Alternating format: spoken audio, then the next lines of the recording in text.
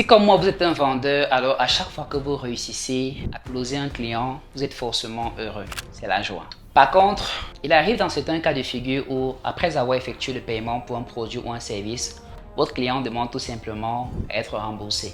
Là, ce n'est plus drôle. Dans cette vidéo, donc, j'aimerais aborder la notion de remboursement client. Qu'est-ce qu'il faut faire pour éviter au maximum de rembourser le client? Quelles sont même d'abord les raisons pour lesquelles les clients demandent le remboursement? Et ensuite, comment faire pour ne pas rembourser absolument? Et dans le cas de figure où ceci est impératif, comment est-ce qu'il faut procéder pour pouvoir le faire?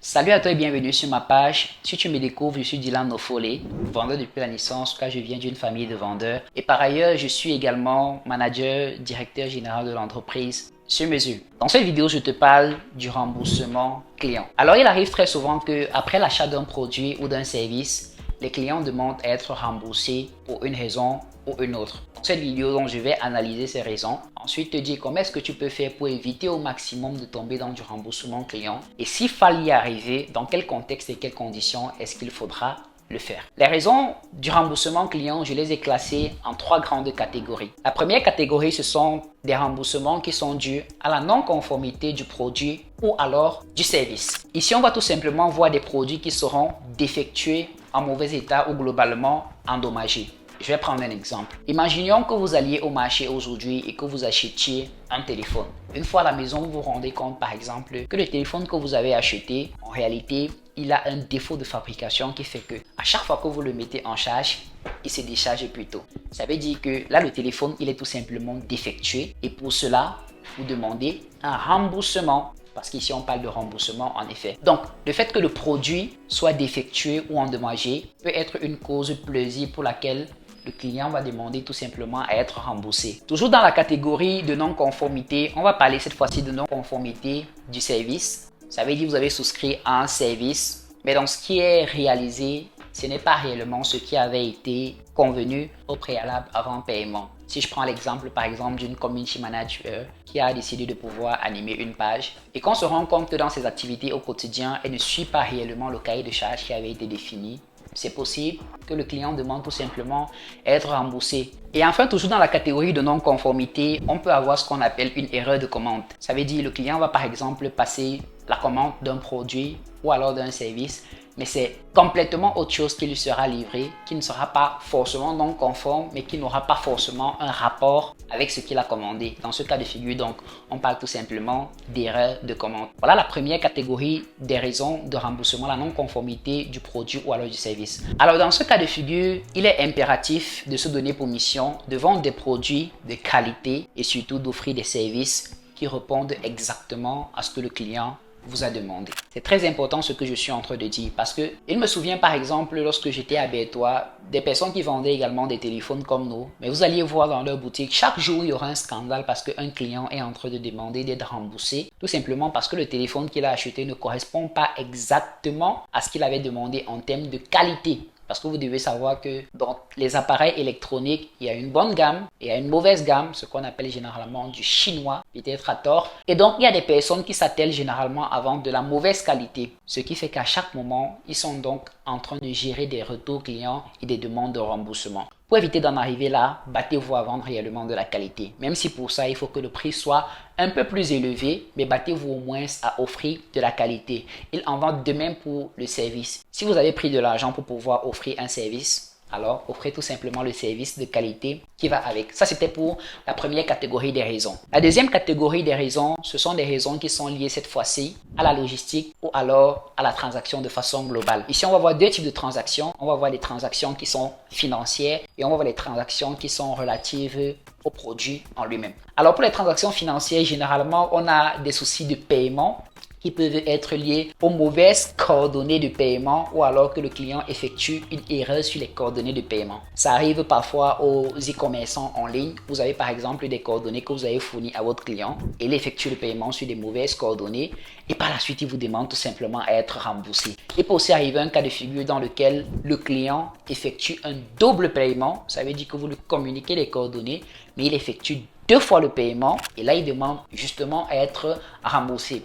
On peut également avoir des soucis au niveau de la logistique du produit. Ça veut dire que le client commande le produit, vous envoyez quelqu'un ou vous allez livrer vous-même, mais il arrive qu'il y a un souci. Par exemple, si vous livrez à moto, un pneu s'éclate ou alors vous rencontrez une autre difficulté qui empêche réellement que le process de livraison puisse être effectué de façon optimale. Et là, le client demande tout simplement à être remboursé.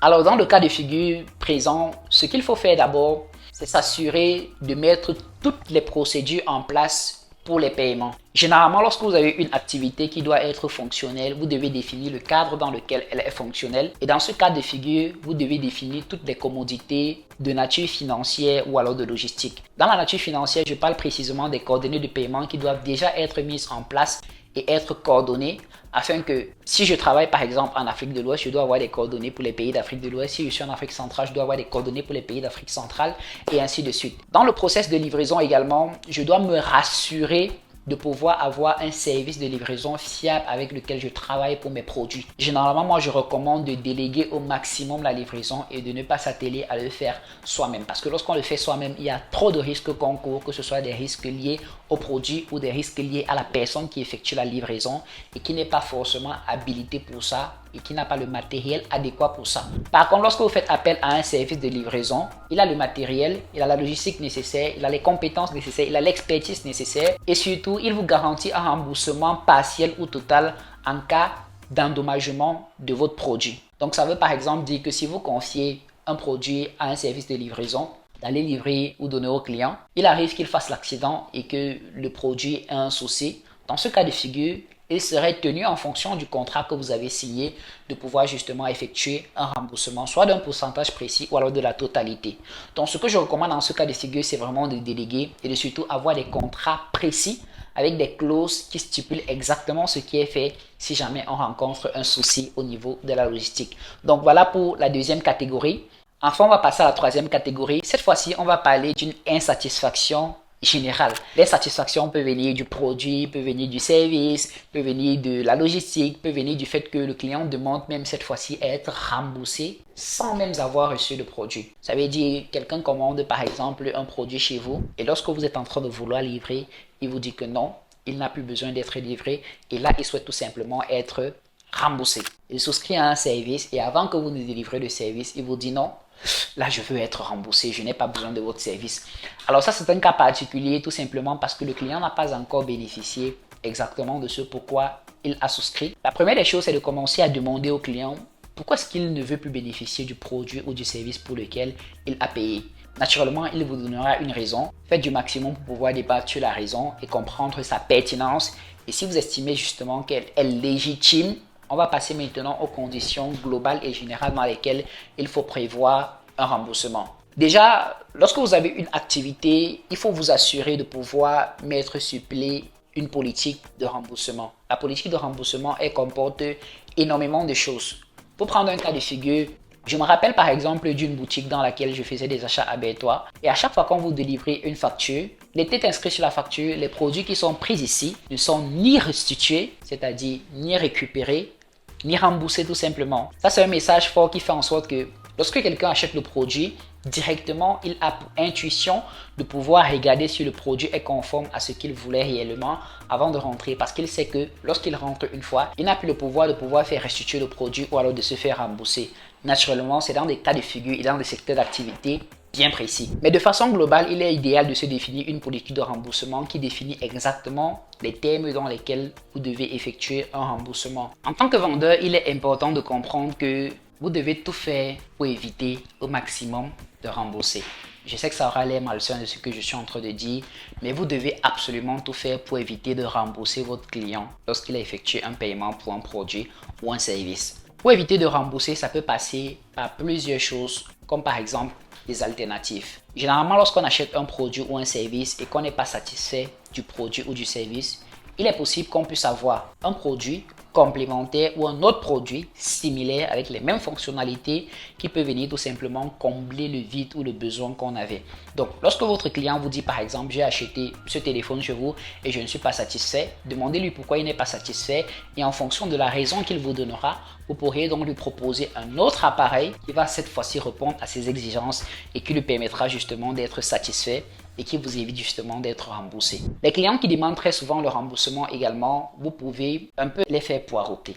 Je sais que ça aura une fois les malsons ce que je suis en train de dire, mais c'est très important. Faire attendre le client est une stratégie pour repousser au maximum le remboursement et donc lui permettre de pouvoir changer d'avis et soit de prendre un autre produit ou alors un autre service. Généralement, lorsqu'on a des entreprises structurées, on va parler de département. On va par exemple dire, on a le département vente. On a encaissé votre argent au niveau du département vente. Il a été versé par exemple à la comptabilité. Et lorsque vous voulez donc un remboursement, ce n'est plus la vente qui s'occupe de cela. C'est à la comptabilité qu'on va faire la réquisition afin de pouvoir vous restituer votre argent. Et cela va prendre un temps. Le temps donc que la procédure puisse se faire, le client peut se dire que de patienter, je préfère tout simplement souscrire à un autre produit ou alors prendre tout simplement un autre service pour le paiement que j'ai dû effectuer. Donc ça, c'est une stratégie qui est un peu malsaine, mais qui permet réellement de pouvoir dissuader parfois les clients de se faire rembourser. Surtout, vous devez également établir des contrats avec vos clients. Très important. Lorsqu'on a une activité, il est important d'établir un contrat.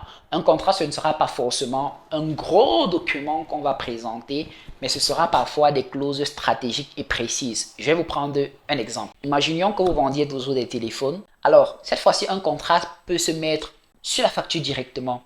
Ça veut par exemple dire, on va parler de garantie. On va peut-être vous dire la garantie, c'est 1 mois. Vous savez donc que dans ce délai imparti de 1 mois, le client peut vous retourner le produit s'il n'est pas satisfait et dans le pire des cas, demander un remboursement. Mais si vous avez mis 1 mois et qu'il revient 1 mois, 1 jour plus tard, il n'est plus tout simplement dans la garantie et dans ce cas de figure, il n'est plus en mesure de pouvoir demander le remboursement. Par contre, s'il n'avait pas mis cela, il serait en mesure de demander le remboursement à tout moment. Donc, avoir des contrats, c'est très important, ou des clauses dans vos factures, c'est extrêmement important pour vous protéger d'un certain nombre de choses et s'assurer tout simplement que le client ne vous demande pas à être remboursé. Et enfin, lorsqu'il faut absolument rembourser, faites poireauter au maximum, perdez du temps volontairement et lorsque vous sentez que voilà, il faut rembourser pour passer à autre chose pour éviter des problèmes, des conflits juridiques par exemple. Alors dans ce cas de figure, remboursez. Et si possible, dans les clauses du contrat que vous avez fait au départ, précisez que si le client demande à être remboursé, il sera remboursé par exemple un pourcentage précis parce qu'on aura déjà eu à mettre en place des mesures ou des éléments qui font en sorte que son argent est consommé au fur et à mesure. Donc ce sont quelques éléments que j'ai voulu partager avec vous pour vous inciter donc à éviter au maximum de rembourser les clients et dans quel cas de figure est-ce qu'il faut le faire et surtout comment est-ce qu'il faut le faire. J'espère que cette chronique vente vous aura intéressé. Si c'est le cas, n'hésitez pas à vous abonner et à liker la publication. Si tu as aimé cet extrait de formation, alors j'ai la certitude que tu apprécieras encore plus l'événement auquel je te convie. En effet, ce 17 août 2024, le Dr Claudel Numbissier et toute son équipe, dont moi-même, débarquons à Abidjan en Côte d'Ivoire. Nous allons y donner une conférence sur le thème « Devenir un as de la vente ». C'est un thème dont nous avons pleinement qualité à aborder parce que depuis plus de 10 années déjà, nous commercialisons nos produits, nos services dans un contexte purement africain avec des méthodologies qui sont pleinement adaptées et en constante évolution. C'est donc ce retour d'expérience que nous ferons aux personnes qui seront présentes aux événements. Durant cet événement également, vous pourriez bénéficier en exclusivité des opportunités, mais également de nos produits Njoka et également SM. Après cet événement inédit, nous aurons un autre événement encore plus grandiose qui s'appelle le Brunch. Ce sera un événement privé qui va regrouper des entrepreneurs à travers la Côte d'Ivoire qui viendront idéalement pour networker, mais surtout pour saisir des opportunités. Alors, si tu souhaites participer à l'un de ces deux événements, et pourquoi pas les deux, je vais laisser un lien en commentaire, tu le remplis. Forcément, je vais te contacter afin de pouvoir parfaire ta réservation. On se dit à ce 17 août à Abidjan, en Côte d'Ivoire. Ciao.